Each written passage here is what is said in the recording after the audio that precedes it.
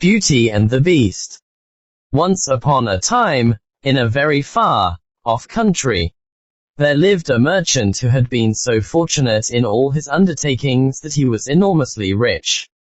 As he had, however, 6 sons and 6 daughters, he found that his money was not too much to let them all have everything they fancied, as they were accustomed to do. But one day a most unexpected misfortune befell them. Their house caught fire and was speedily burnt to the ground, with all the splendid furniture, the books, pictures, gold, silver, and precious goods it contained, and this was only the beginning of their troubles. Their father, who had until this moment prospered in all ways, suddenly lost every ship he had upon the sea, either by dint of pirates, shipwreck, or fire. Then he heard that his clerks in distant countries, whom he trusted entirely, had proved unfaithful. And at last from great wealth he fell into the direst poverty. All that he had left was a little house in a desolate place, at least 100 leagues from the town in which he had lived, and to this he was forced to retreat with his children, who were in despair at the idea of leading such a different. Indeed, the daughters at first hoped that their friends, who had been so numerous while they were rich, would insist on their staying in their houses now they no longer possessed one. But they soon found that they were left alone, and that their former friends even attributed their misfortunes to their own extravagance, and showed no intention of offering them any help. So nothing was left for them but to take their departure to the cottage, which stood in the midst of a dark forest, and seemed to be the most dismal place upon the face of the earth.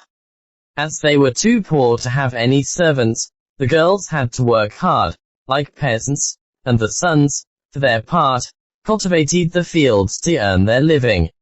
Roughly clothed, and living in the simplest way, the girls regretted unceasingly the luxuries and amusements of their former life. Only the youngest tried to be brave and cheerful.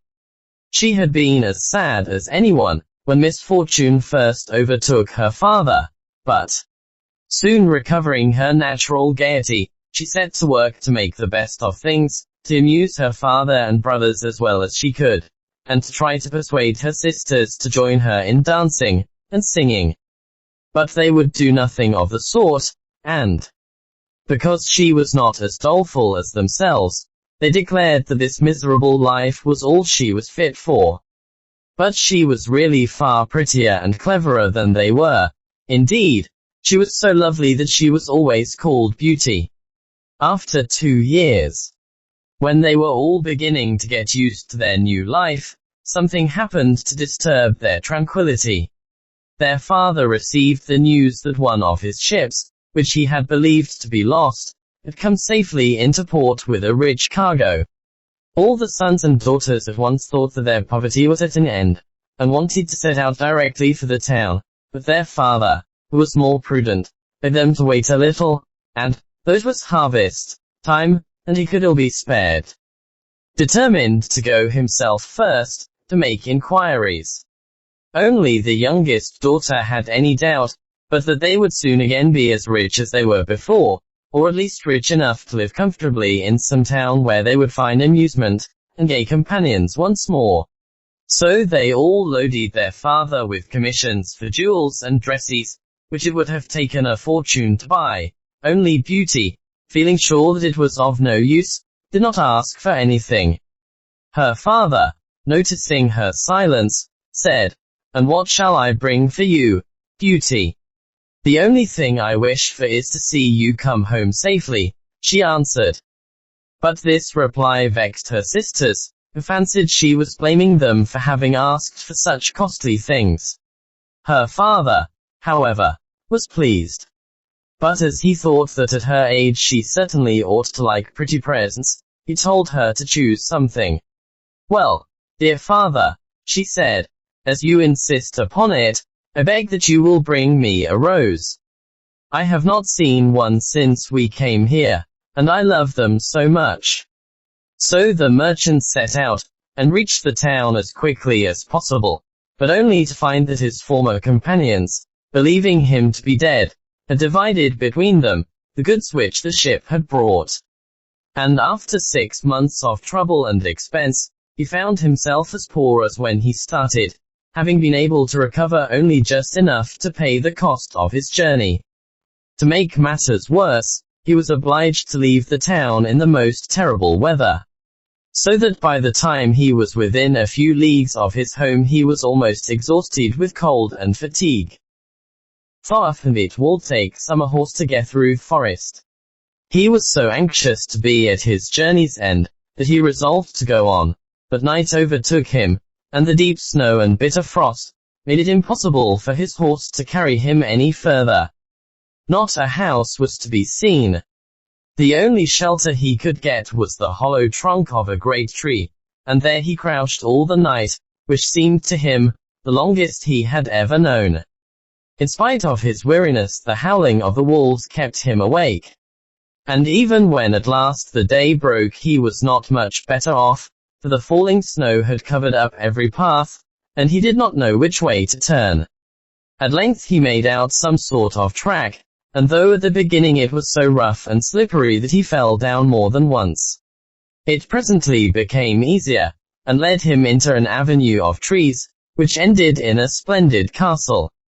It seemed to the merchant very strange that no snow had fallen in the avenue, which was entirely composed of orange trees, covered with flowers and fruit. When he reached the first court of the castle he saw before him a flight of agate steps, and went up them, and passed through several splendidly furnished rooms. The pleasant warmth of the air revived him, and he felt very hungry. But there seemed to be nobody in all this vast and splendid palace, whom he could ask to give him something to eat.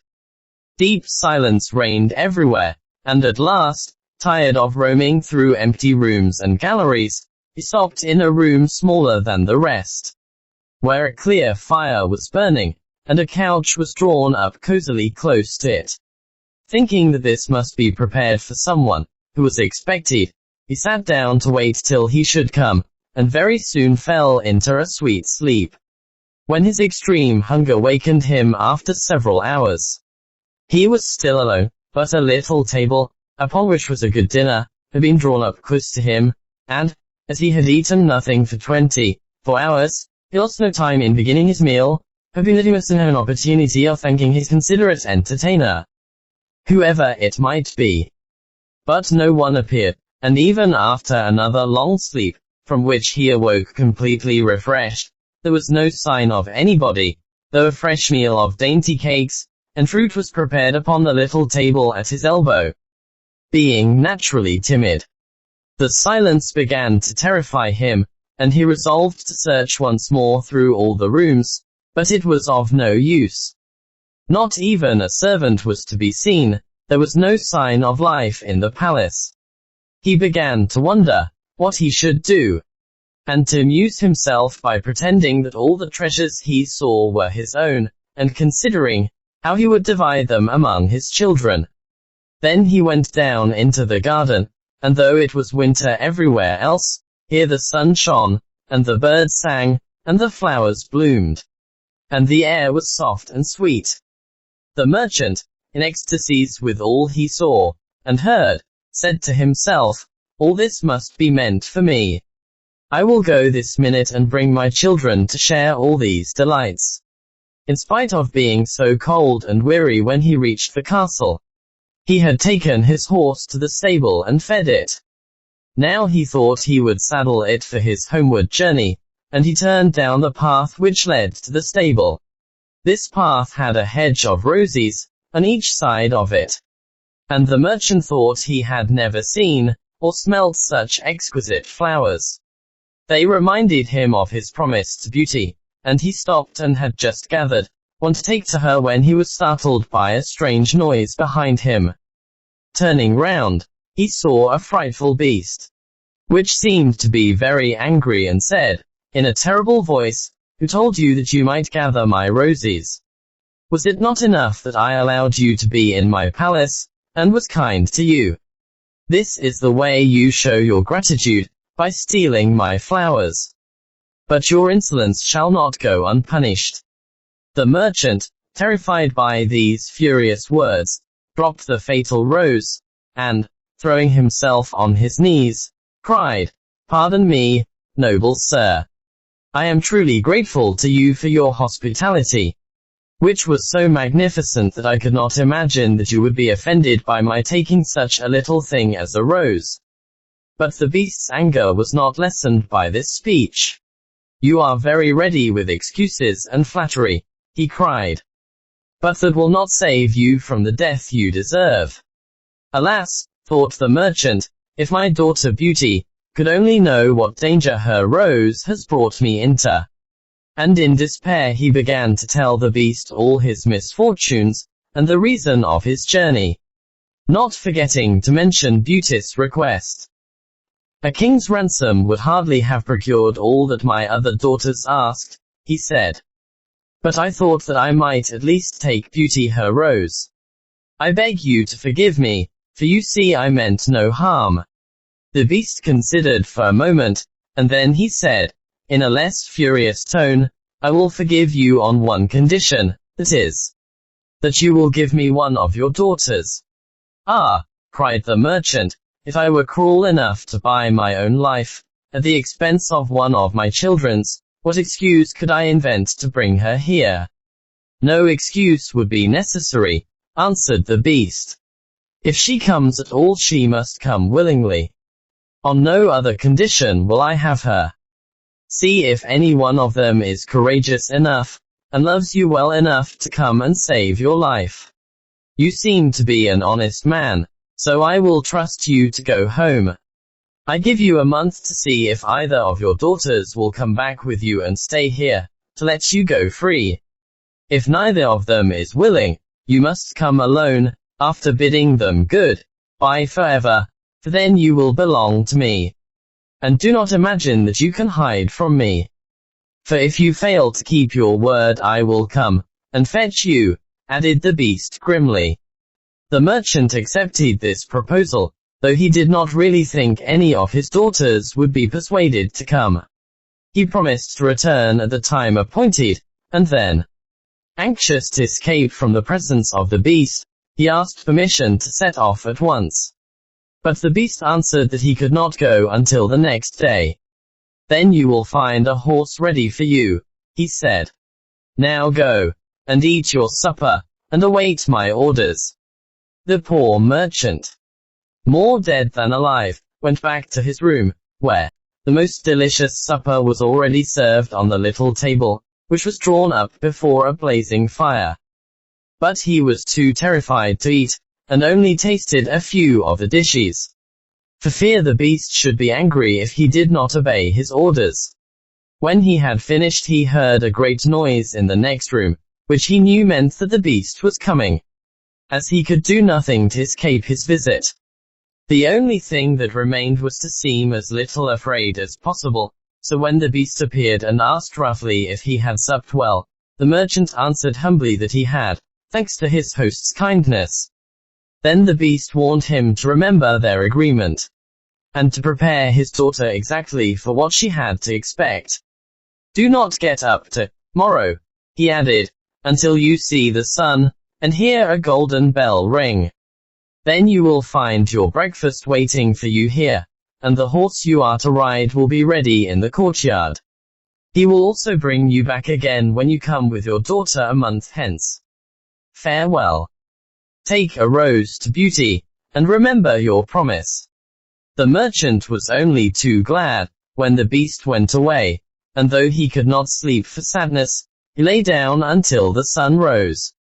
Then, after a hasty breakfast, he went to gather Beauty's rose, and mounted his horse, which carried him off so swiftly that in an instant he had lost sight of the palace, and he was still wrapped in gloomy thoughts, when it stopped before the door of the cottage. His sons and daughters, who had been very uneasy at his long absence, rushed to meet him, eager to know the result of his journey, which, seeing him mounted upon a splendid horse, and wrapped in a rich mantle, they supposed to be favorable. But he hid the truth from them at first, only saying sadly to Beauty as he gave her the rose, "Here is what you asked me to bring you, you little know what it has cost." But this excited their curiosity so greatly that presently he told them his adventures from beginning to end, and then they were all very unhappy. The girls lamented loudly over their lost hopes, and the sons declared that their father should not return to this terrible castle, and began to make plans for killing the beast if it should come to fetch him. But he reminded them that he had promised to go back. Then the girls were very angry with Beauty, and said it was all her fault, and that if she had asked for something sensible this would never have happened, and complained bitterly that they should have to suffer for her folly. Poor Beauty, much distressed, said to them, "I have indeed caused this misfortune, but I assure you I did it innocently. Who could have guessed that to ask for a rose in the middle of summer would cause so much misery? But as I did the mischief, it is only just that I should suffer for it. I will therefore go back with my father to keep his promise." At first nobody would hear of this arrangement, and her father and brothers, who loved her dearly, declared that nothing should make them let her go, but Beauty was firm. As the time drew near, she divided all her little possessions between her sisters, and said good-bye to everything she loved. And when the fatal day came, she encouraged and cheered her father as they mounted together the horse which had brought him back. It seemed to fly rather than gallop, but so smoothly that Beauty was not frightened.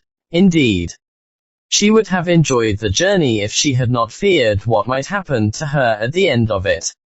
Her father still tried to persuade her to go back, but in vain. While they were talking, the night fell, and then, to their great surprise, wonderful colored lights began to shine in all directions, and splendid fireworks blazed out before them. All the forest was illuminated by them, and even felt pleasantly warm, though it had been bitterly cold before.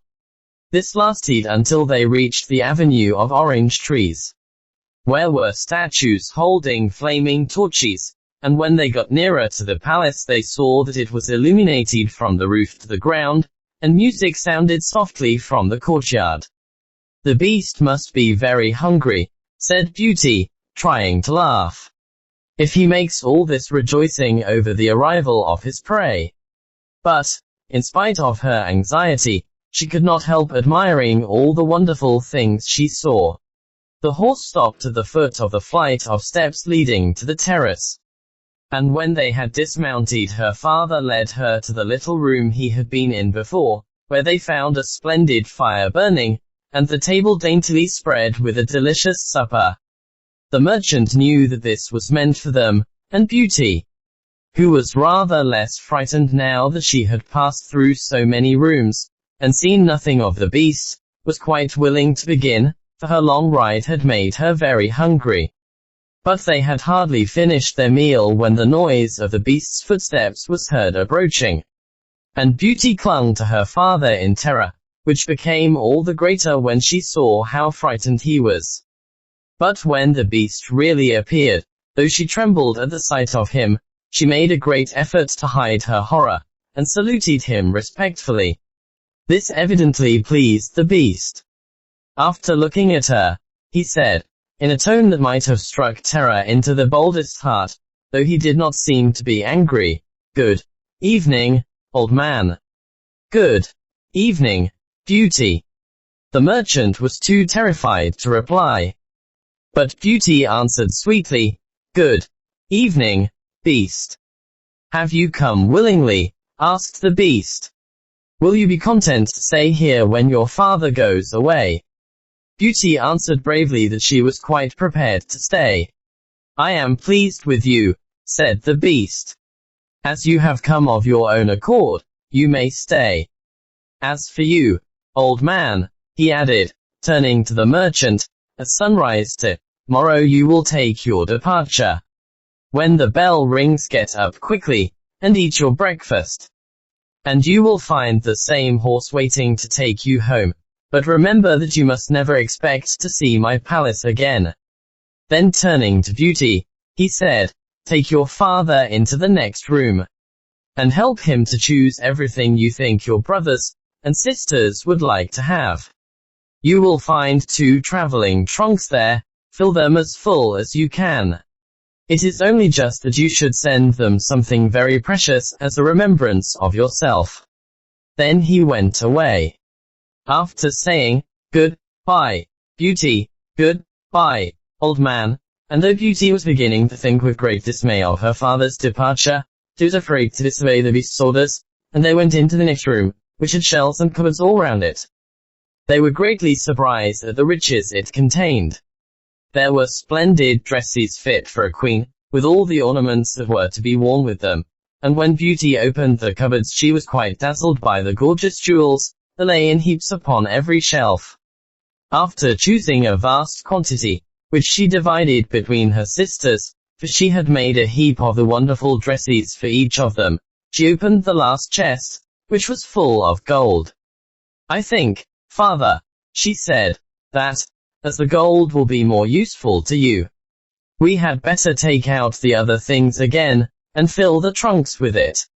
So they did this, but the more they put in, the more room there seemed to be. And at last they put back all the jewels and dresses they had taken out. And Beauty even added as many more of the jewels as she could carry at once, and then the trunks were not too full, but they were so heavy that an elephant could not have carried them. "The beast was mocking us," cried the merchant.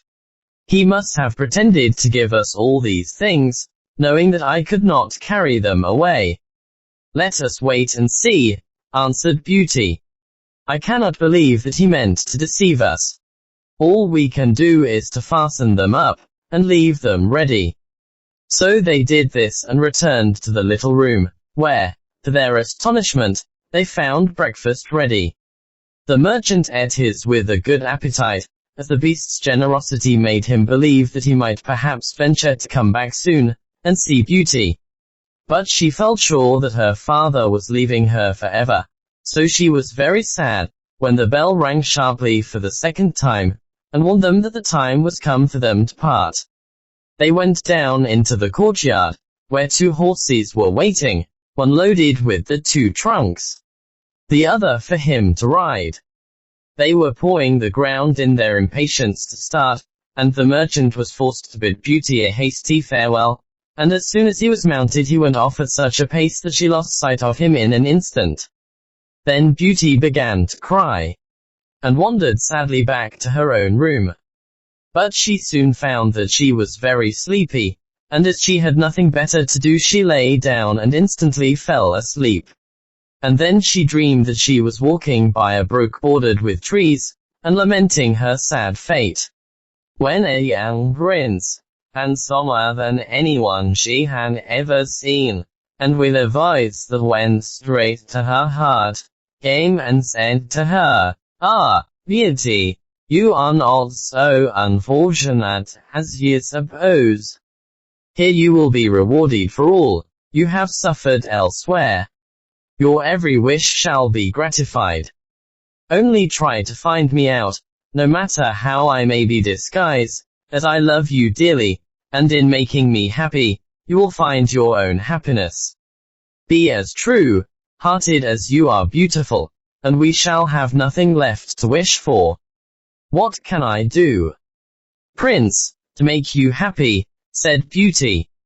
"Only be grateful," he answered, "and do not trust too much to your eyes. And, above all, do not desert me until you have saved me from my cruel misery." After this, she thought she found herself in a room with a stately and beautiful lady, who said to her, "Dear Beauty, try not to regret all you have left behind you, for you are destined to a better fate. Only do not let yourself be deceived by appearances."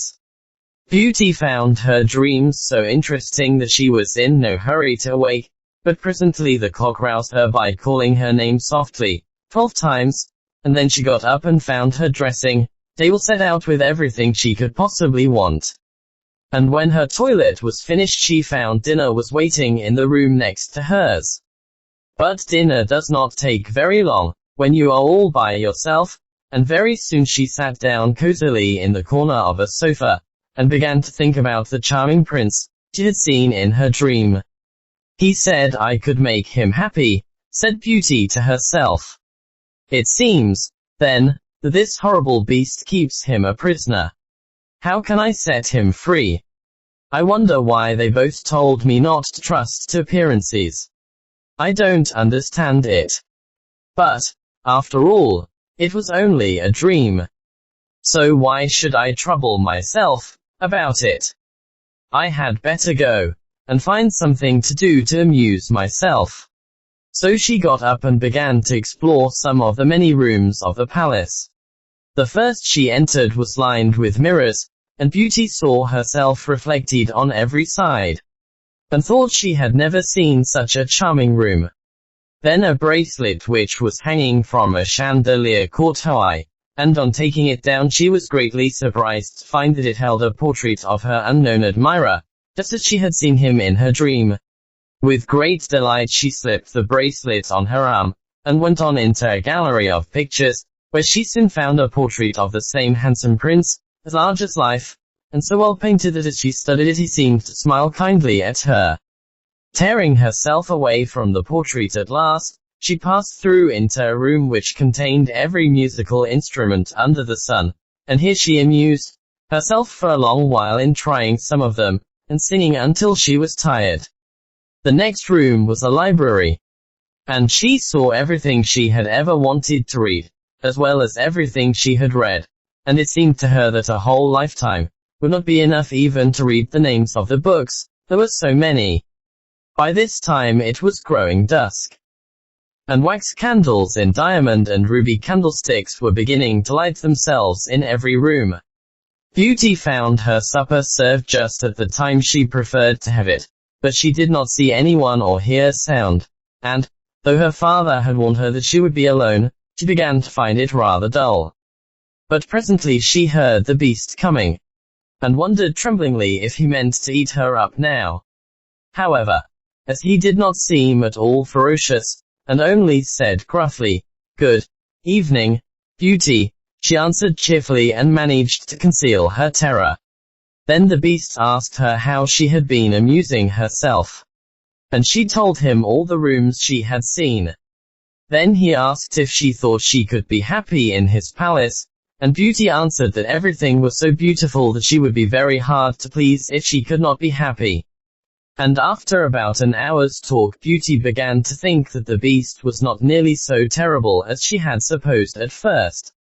Then he got up to leave her, and said in his gruff voice, "Do you love me, Beauty? Will you marry me?" "Oh, what shall I say?" cried Beauty, for she was afraid to make the beast angry by refusing. "Say yes or no without fear," he replied. "Oh, no, beast," said Beauty hastily. "Since you will not, good night, Beauty," he said. And she answered, "Good night, beast," very glad to find that her refusal had not provoked him. And after he was gone she was very soon in bed and asleep, and dreaming of her unknown prince. She thought he came and said to her, "Ah, Beauty, why are you so unkind to me? I fear I am fated to be unhappy for many a long day still." And then her dreams changed, but the charming prince figured in them all, and when morning came her first thought was to look at the portrait, and see if it was really like him, and she found that it certainly was. This morning she decided to amuse herself in the garden, for the sun shone, and all the fountains were playing, but she was astonished to find that every place was familiar to her. And presently she came to the brook where the myrtle trees were growing, where she had first met the prince in her dream, and that made her think more than ever that he must be kept a prisoner by the beast. When she was tired she went back to the palace, and found a new room full of materials, for every kind of work, ribbons to make into bows, and silks to work into flowers. Then there was an aviary full of rare birds, which were so tame that they flew to Beauty as soon as they saw her, and perched upon her shoulders and her head.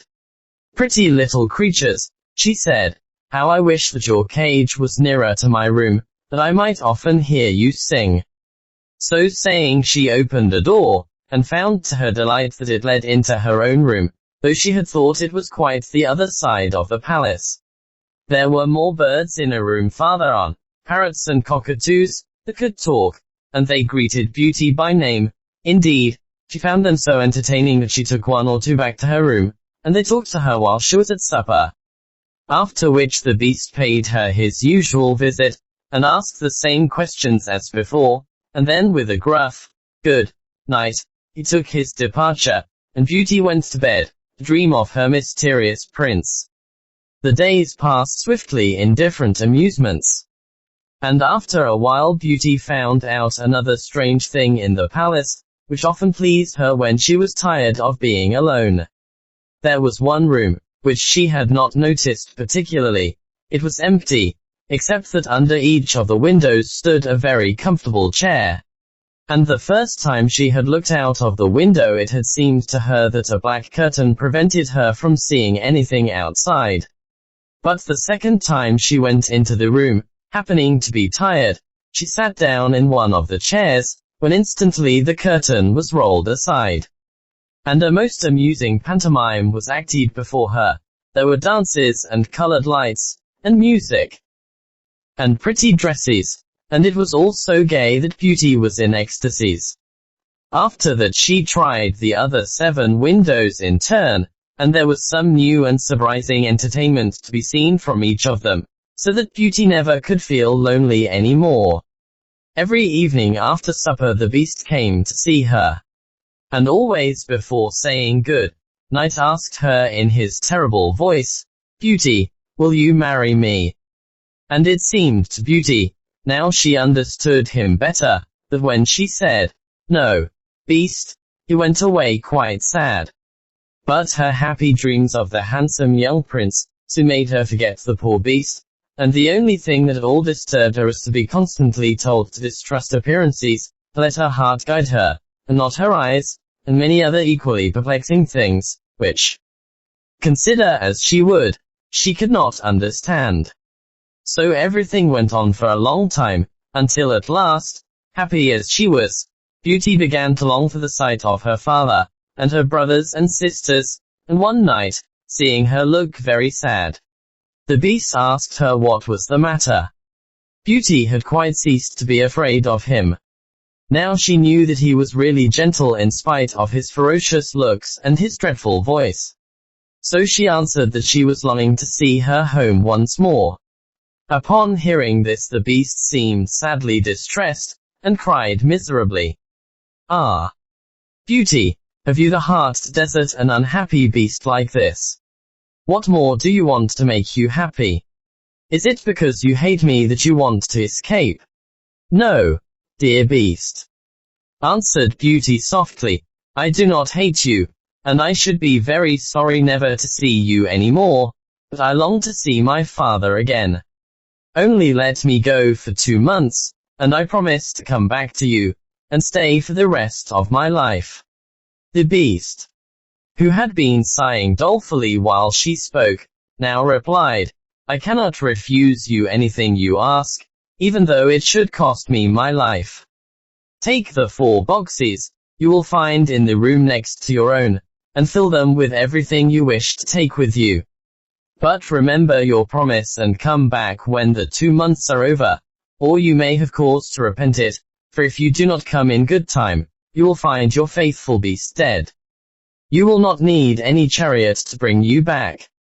Only say good-bye to all your brothers and sisters the night before you come away, and when you have gone to bed, turn this ring round upon your finger and say firmly, 'I wish to go back to my palace, and see my Beast again.' Good night, Beauty. Fear nothing, sleep peacefully, and before long you shall see your father once more." As soon as Beauty was alone she hastened to fill the boxes with all the rare and precious things she saw about her, and only when she was tired of heaping things into them did they seem to be full. Then she went to bed, but could hardly sleep for joy. And when at last she did begin to dream of her beloved prince, she was grieved to see him stretched upon a grassy bank sad and weary, and hardly like himself. What is the matter? She cried. But he looked at her reproachfully, and said, How can you ask me, cruel one? Are you not leaving me to my death, perhaps? Ah, don't be so sorrowful, cried Beauty. I am only going to assure my father that I am safe and happy. I have promised the beast faithfully that I will come back. And he would die of grief, if I did not keep my word. What would that matter to you? Said the prince. Surely you would not care. Indeed, I should be ungrateful if I did not care for such a kind beast, cried Beauty indignantly. I would die to save him from pain. I assure you it is not his fault that he is so ugly. Just then a strange sound woke her. Someone was speaking not very far away, and opening her eyes she found herself in a room she had never seen before, which was certainly not nearly so splendid as those she was used to in the beast's palace. Where could she be? She got up and dressed hastily, and then saw that the boxes she had packed the night before were all in the room. While she was wondering by what magic the beast had transported them, and herself to this strange place, she suddenly heard her father's voice, and rushed out and greeted him joyfully.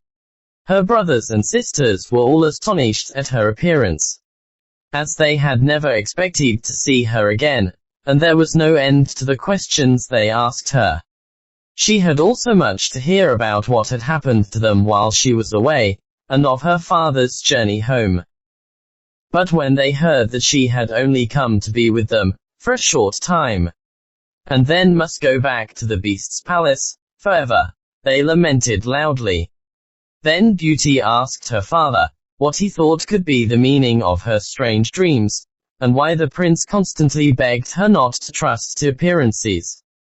After much consideration he answered, You tell me yourself that the beast, frightful as he is, loves you dearly, and deserves your love and gratitude for his gentleness and kindness. I think the prince must mean you to understand that you're to reward him by doing as he wishes you to, in spite of his ugliness. Beauty could not help seeing that this seemed very probable. Still, when she thought of her dear prince, who was so handsome, she did not feel at all inclined to marry the beast. At any rate, for 2 months, she need not decide, but could enjoy herself with her sisters. But though they were rich now, and lived in a town again, and had plenty of acquaintances, Beauty found that nothing amused her very much, and she often thought of the palace, where she was so happy, especially as at home she never once dreamed of her dear prince. And she felt quite sad without him. Then her sisters seemed to have got quite used to being without her, and even found her rather in the way, so she would not have been sorry when the 2 months were over but for her father and brothers, who begged her to stay, and seemed so grieved at the thought of her departure that she had not the courage to say good-bye to them. Every day when she got up she meant to say it at night, and when night came she put it off again, until at last she had a dismal dream, which helped her to make up her mind. She thought she was wandering in a lonely path in the palace gardens, where she heard groans which seemed to come from some bushes hiding the entrance of a cave, and running quickly to see what could be the matter, she found the beast stretched out upon his side, apparently dying. He reproached her faintly with being the cause of his distress, and at the same moment, a stately lady appeared, and said very gravely, Ah, Beauty, you are only just in time to save his life. See what happens when people do not keep their promises. If you had delayed 1 day more, you would have found him dead. Beauty was so terrified by this dream that the next morning, she announced her intention of going back at once, and that very night she said good-bye to her father and all her brothers and sisters. And as soon as she was in bed she turned her ring round upon her finger, and said firmly, I wish to go back to my palace, and see my beast again, as she had been told to do. Then she fell asleep instantly, and only woke up to hear the clock saying, Beauty, Beauty, 12 times in its musical voice, which told her at once that she was really in the palace once more. Everything was just as before, and her birds were so glad to see her. But Beauty thought she had never known such a long day, for she was so anxious to see the beast again that she felt as if supper time would never come. But when it did come and no beast appeared, she was really frightened. So, after listening and waiting for a long time, she ran down into the garden to search for him. Up and down the paths and avenues ran poor Beauty, calling him in vain, for no one answered, and not a trace of him could she find, until at last, quite tired, she stopped for a minute's rest, and saw that she was standing opposite the shady path she had seen in her dream. She rushed down it, and, sure enough, there was the cave, and in it lay the beast, asleep, as Beauty thought. Quite glad to have found him, she ran up and stroked his head, but to her horror he did not move, or open his eyes. "Oh, he is dead, and it is all my fault," said Beauty, crying bitterly. But then, looking at him again, she fancied he still breathed, and, hastily fetching some water from the nearest fountain, she sprinkled it over his face, and to her great delight he began to revive. "Oh, beast, how you frightened me!" she cried. "I never knew how much I loved you until just now, when I feared I was too late to save your life. Can you really love such an ugly creature as I am?" said the beast faintly. "Ah, Beauty, you only came just in time. I was dying because I thought you had forgotten your promise. But go back now, and rest. I shall see you again by and by." Beauty, who had half expected that he would be angry with her, was reassured by his gentle voice, and went back to the palace, where supper was awaiting her. "Beauty, will you marry me?" she answered softly. "Yes, dear beast." And afterwards the beast came in as usual, and talked about the time she had spent with her father, asking if she had enjoyed herself, and if they had all been very glad to see her. Beauty answered politely, and quite enjoyed telling him all that had happened to her.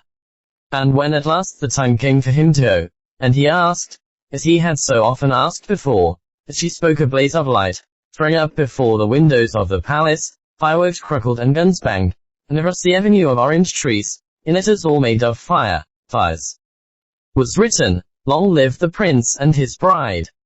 Turning to ask the beast what it could all mean, Beauty found that he had disappeared, and in his place stood her long-loved prince. At the same moment, the wheels of a chariot were heard upon the terrace, and two ladies entered the room. One of them Beauty recognized as the stately lady she had seen in her dreams. The other was also so grand and queenly that Beauty hardly knew which to greet first. But the one she already knew said to her companion, "Well, Queen, this is Beauty, who has had the courage to rescue your son from the terrible enchantment. They love one another, and only your consent to their marriage is wanting to make them perfectly happy." "I consent with all my heart," cried the Queen. "How can I ever thank you enough, charming girl, for having restored my dear son to his natural form?"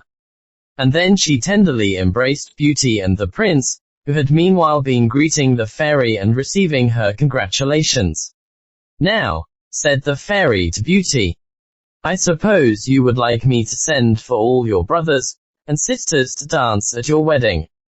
And so she did, and the marriage was celebrated the very next day with the utmost splendor, and Beauty and the prince lived happily ever after.